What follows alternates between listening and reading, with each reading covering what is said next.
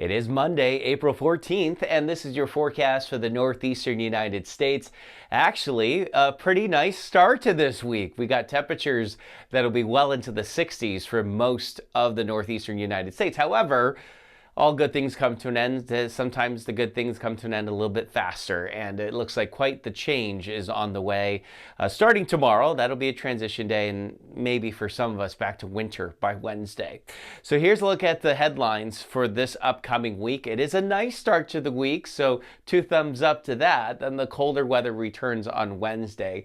It'll be cold enough near the Great Lakes for some lake effect snow, especially north of Syracuse and getting up into the Adirondacks.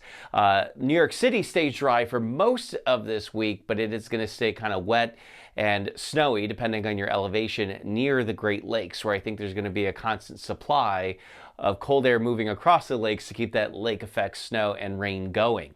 In New York City, there's a cool breeze this morning, so temperature in the mid-40s. Feels definitely colder, so you want a jacket as you head out the door.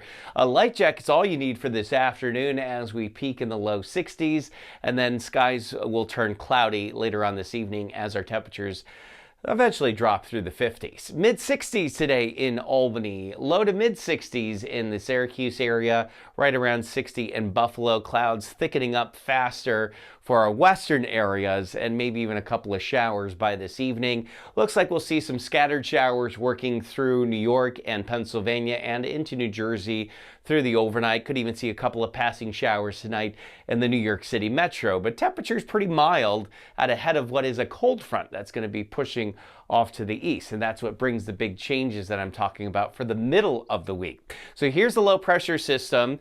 It's spinning here, and it becomes an area of low pressure cut off from the main flow. So over the next couple of days, it just parks itself here to our north, and that constant supply of cool air across the Great Lakes is why I was saying near the lakes it's going to be rainy and snowy depending on your elevation, and with that cool flow it's going to keep temperatures even cooler than normal here in New York City. But this front's going to come through and maybe a couple of showers tonight. I want to talk quickly about the jet stream. Any dip in the jet stream is known as a trough, and that's associated with unsettled weather and cooler than normal temperatures, and that's what's going to settle over the northeast. You got that low pressure system right about here, and it parks itself just to our north, so this dip's going to be right here over the northeast.